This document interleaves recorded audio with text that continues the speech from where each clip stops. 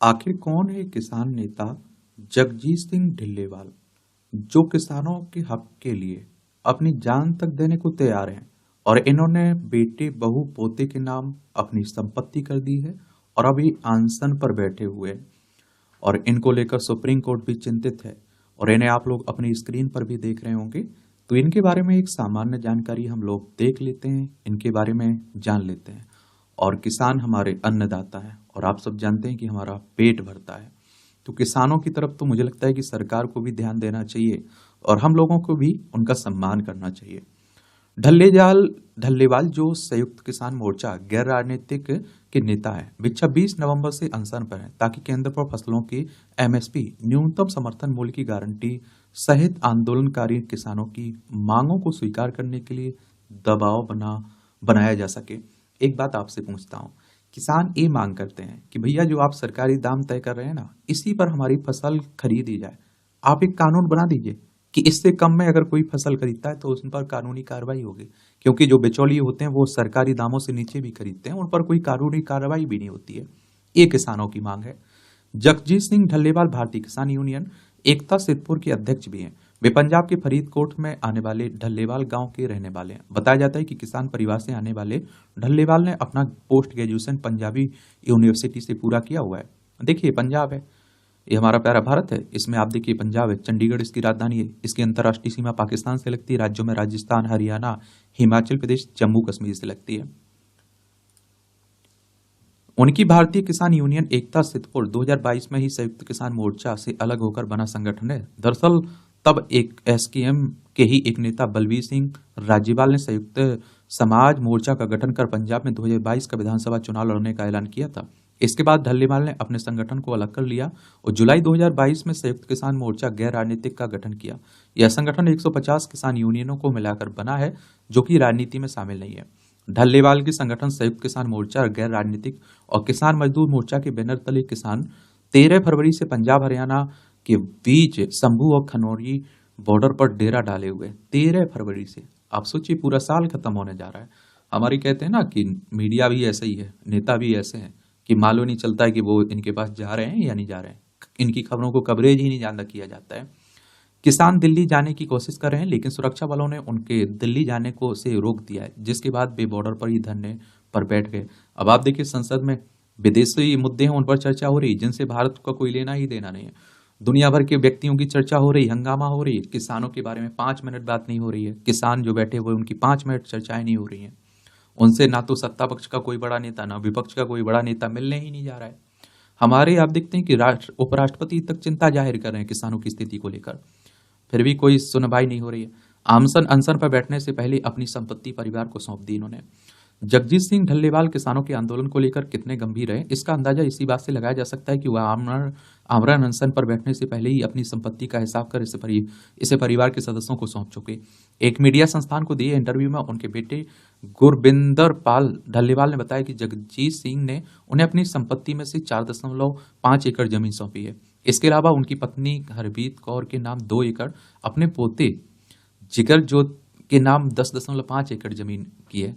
एएसकेएम गैर राजनीतिक नेता ने कहा है कि उन्होंने अपनी बहू के नाम जमीन इसलिए की कि ताकि वह खुद आर्थिक तौर पर सुरक्षित रहे। पहले भी अनशन करते रहे हैं ढल्लेवाल, यह पहली बार नहीं है जब किसान नेता जगजीत सिंह ढल्लेवाल ने कोई आमरण अनशन शुरू किया है। सामाजिक कार्यकर्ता अन्ना हजारे को मानने वाले ढल्लेवाल ने इसके पहले उनके साथ 23 मार्च 2018 को भी दिल्ली में अनशन किया था। तब हमारे हजारे लोकपाल कानून को तुरंत लागू करने की मांग कर रहे थे ना। इसके अलावा उन्होंने कृषि संकट और बेहतर चुनावी क्रिया की मांग करते हुए अनशन किया था। ढल्लेवाल ने आखिरी बार 8 जून 2023 को अनशन किया था। तब उन्होंने पटियाला में पंजाब राज्य ऊर्जा कॉर्पोरेशन लिमिटेड के मुख्यालय के बाहर प्रदर्शन किया था। किसान नेता ने राज्य सरकार के सामने 21 मांगे रखी थी। पंजाब में आम आदमी पार्टी की सरकार है, केंद्र में बीजेपी की सरकार है, गठबंधन की। लगातार कैसी बिगड़ी ढल्लेवाल की तबीयत, तो खनौरी बॉर्डर पर जगजीत सिंह ढल्लेवाल का इलाज कर रहे डॉक्टरों ने बताया कि किसान नेता ने पिछले कुछ दिनों से कुछ नहीं खाया। उन्होंने कहा इस वजह से उनकी हालत गंभीर होने, हृदयघात होने और कई अंगों के काम करना बंद होने का खतरा है। चिकित्सक अभिराज ने कहा कि हम हर दिन उनकी निगरानी कर रहे हैं। उन्होंने कहा कि आज उनका रक्तचाप कम हो गया, हमने उनके पैरों की मालिश की, लेकिन उनकी स्थिति बहुत नाजुक है, अभी उनकी जान खतरे में है। उन्होंने कहा किसी भी समय कुछ भी हो सकता है। उन्होंने कहा कि अभी कीटोन का स्तर बहुत अधिक है।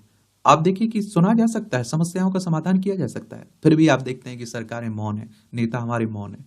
यानी कि जो समस्या है और जिसको लेकर वो समाधान चाहते हैं वो किया जा सकता है, फिर भी उनकी जान के साथ खेला जा रहा है। वहीं किसान नेता अभिमन्यु कुहाड़ ने कहा कि ढल्लेवाल की हालत खराब हो गई। उन्होंने कहा जब वह नहाने के लिए बाथरूम गए, बाहर आए तो उनकी हालत बिगड़ गई। उन्हें चक्कर आने लगे, वह गिर पड़े, उल्टी हुई और लगभग 8 से 10 मिनट बेहोश रहे। कुहाड़ ने बताया कि चिकित्सकों ने उनकी मालिश की और उनके प्रयासों से उनका रक्तचाप बढ़ गया, लेकिन उनकी स्थिति गंभीर है। सुप्रीम कोर्ट ने तबीयत को लेकर क्या कहा? सुप्रीम कोर्ट हमारी सर्वोच्च अदालत है। संविधान के अनुच्छेद 124 के तहत सुप्रीम कोर्ट की स्थापना की बात की गई। 28 जनवरी 1950 में स्थापना हुई थी। ढल्लेवाल की लगातार बिगड़ती तबीयत को लेकर शुक्रवार को सुप्रीम कोर्ट ने पंजाब सरकार को फटकार भी लगाई। सुप्रीम कोर्ट ने शुक्रवार को पंजाब सरकार को निर्देश दिया कि वे अनशन पर कर रहे किसान नेता जगजीत सिंह ढल्लेवाल को खनौरी पर ही एक अस्थायी अस्पताल बनाकर उसमें स्थानांतरित करें, ताकि उनकी सेहत पर 24 घंटे नजर रखी जा सके। यार, इसकी जरूरत क्यों पड़ रही है? बात कर लेना, जाके सरकार मिल लेना उनसे, उनकी बातों का समाधान करे ना। कोई हवाई बातें नहीं कर रहे हैं वो। आप देखेंगे जो हकीकत में किसानों की समस्या है उसी पर वो बात कर रहे हैं और आराम से उसका समाधान हो सकता है। भाई 2022 में दुगनी आय करने की बात की थी किसानों की, वो तो नहीं हुई, लेकिन किसानों की लागत जरूर बढ़ गई। आए दिन आप लोग किसानों की सुसाइड की, आत्महत्या के बारे में सुनते रहते होंगे। जग जाहिर है कि हमारे देश के किसानों की हालत बुरी है। जस्टिस सूर्यकांत और जस्टिस उज्जवल भुइया की पीठ ने पंजाब सरकार के एडवोकेट जनरल गुरविंदर सिंह ने कहा कि वे ढल्लेवाल को पंजाब हरियाणा के बीच स्थित खानौरी बॉडी का विरोध स्थल के पास बने अस्थायी अस्पताल में स्थानांतरित करने में संबंध में आज ही अंडरटेकिंग दाखिल करें। ढल्लेवाल की किसान आंदोलन की यात्रा अगर देखें तो बोहड़ स्थित भारतीय किसान यूनियन सिद्धपुर के फरीदकोट जिला अध्यक्ष और जगजीत सिंह ढल्लेवाल के करीबी सहयोगी हैं। उन्होंने बीबीसी पंजाबी से बात करते हुए कहा कि जगजीत सिंह ढल्लेवाल की पारिवारिक पृष्ठभूमि राजस्थान के जैसलमेर की है और उनका परिवार बाद में फरीदकोट में आकर बस गया। जगजीत सिंह ढल्लेवाल का जन्म फरीदकोट जिले के ढल्लेवाल गांव में हुआ। उन्होंने अपनी प्रारंभिक परीक्षा फरीदकोट से की और फिर पंजाबी यूनिवर्सिटी से राजनीति विज्ञान में मास्टर डिग्री हासिल की। वर्ड सिंह का कहना है कि युवावस्था में ढल्लेवाल एक छात्र रूप में सिख स्टूडेंट फेडरेशन की गतिविधियों में भाग लेते रहे। वर्ड सिंह कहते हैं कि साल 2000 में जगजीत सिंह ढल्लेवाल के बड़े भाई भारतीय किसान यूनियन लखोवाल गुट के ब्लॉक कोषाध्यक्ष बने। वह ज्यादा पढ़े लिखे नहीं थे, इसलिए सारा हिसाब किताब जगजीत सिंह की मदद से करते थे। जगजीत सिंह ढल्लेवाल अपने भाई की मदद करते हुए खुद भी किसानों के संघर्ष में शामिल होने लगे। 2001 में भारतीय किसान यूनियन लखोवाल के नेता अजमेर सिंह लखेवाल और पिसौरा सिंह सिद्धूपुर के बीच मतभेद हो गया, फिर यूनियन विभाजित हो गई। इस बीच जगजीत सिंह ढल्लेवाल सिद्धूपुर गुट के साथ चले गए। उन्होंने फरीदकोट के साध्विक ब्लॉक का अध्यक्ष बनाया गया और फिर वे फरीदकोट के जिला अध्यक्ष बने और लगभग 15 वर्षों तक इस पद पर काम किया उन्होंने। इस वक्त जगजीत सिंह ढल्लेवाल भारतीय किसान यूनियन सिद्धपुर के प्रदेश अध्यक्ष हैं। कैंसर से पीड़ित होने के बावजूद 70 वर्षीय जगजीत सिंह ढल्लेवाल किसान आंदोलन के एक प्रमुख नेता बन के उभरे। उनके बेटे गुरपिंदर सिंह ढल्लेवाल ने बीबीसी संवाददाता अवतार सिंह को बताया कि उनके पिता पिछले 40 साल से किसान आंदोलन से जुड़े हुए हैं। गुरपिंदर सिंह ने कहा कि जगजीत सिंह ढल्लेवाल ने किसान आंदोलन के लिए जो कुछ किया हुआ है पूरी दुनिया के सामने है, उनका संघर्ष जारी है। जगजीत सिंह ढल्लेवाल ने राष्ट्रीय स्तर पर भी कई संघर्षों में भूमिका निभाई। करीब 17 एकड़ जमीन के मालिक ढल्लेवाल किसान संघर्ष के दौरान कई बार जेल जा चुके। इस साल 27 जनवरी को उनकी पत्नी का निधन हो गया था। कृषि कानूनों के खिलाफ आंदोलन में ढल्लेवाल की भूमिका 3 कृषि कानूनों के खिलाफ दिल्ली की सीमाओं पर हुए किसान आंदोलन के दौरान जगजीत सिंह ढल्लेवाल राष्ट्रीय स्तर पर एक महत्वपूर्ण किसान नेता के रूप में उभरे। इस दौरान आंदोलन के दौरान कई नेता किसी न किसी रूप में विवादों में फंसे, लेकिन ढल्लेवाल उन नेताओं में से रहे जिन्होंने आंदोलन के दौरान विनम्रता का साथ नहीं छोड़ा। ढल्लेवाल ने पिछला पंजाब विधानसभा चुनाव लड़ने वाले किसान नेताओं का सार्वजनिक तौर पर विरोध भी किया था। इतिहास में हमारे देश में आमरण अनशन के कई उदाहरण हैं। यह पहली बार नहीं कि किसी आंदोलन के नेता ने अपनी मांगों को लेकर आमरण अनशन किया हो। इतिहास में ऐसे कई उदाहरण हैं जब कोई नेता मांगों को लेकर भूख हड़ताल पर बैठे। 1920 के दशक में किसान मुद्दों को लेकर संघर्ष करने वाले प्रजामंडल आंदोलन के नेता सेवा सिंह ठीकरीवाला जेल में मरने तक भूख हड़ताल पर रहे थे। प्रजामंडल पार्टी के कुछ प्रमुख मांगों मध्य वर्ग के किसानों के मुद्दों से संबंधित थी। 20 जनवरी 1935 को आधी रात को भूख हड़ताल के दौरान सेवा सिंह ठीकरीवाला की मृत्यु हो गई थी। क्रांतिकारी भगत सिंह के साथी जतिन दास की 63 दिन की भूख हड़ताल के बाद लाहौर जेल में मौत हो गई और वे जो क्रांति उठी ना, उससे अंग्रेजों को भागना पड़ा देश छोड़कर। समझ में आया?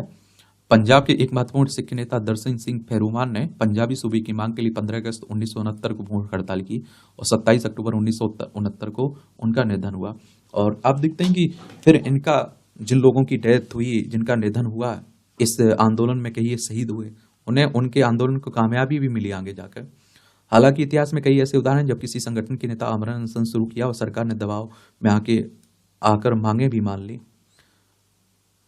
तो बाकी सरकार को कोशिश करनी चाहिए और जाके तुरंत बात कर लेना चाहिए बिना टाइम गवाए, क्योंकि अगर इनकी जान को कुछ होता है तो उसके आप देखते हैं सरकार को भी, आप देखते हैं कि गलत इम्पैक्ट पड़ेगा हर जगह, आप सभी जानते हैं। क्योंकि ऐसी कोई मांगे वो नहीं रखे हुए हैं कि जो संभव ना हो, या किसानों के लिए नहीं, कोई अपनी उनकी स्वार्थ हो या कुछ और देश के लिए खराब हो, ऐसा भी तो नहीं है। किसानों की मांग रख रहे हैं तो अपनी तो देखिए भाई पूरी हमदर्दी है। मैंने हमेशा कहा है कि छात्रों के लिए, किसानों के लिए, जवानों के लिए मैं एक तरफा सपोर्ट करता हूं भाई, सीधी सी बात है। मैं अन्न खाता हूं, मेरा घर उसी से चलता है, खेती किसानी परिवारों से जुड़ा हुआ।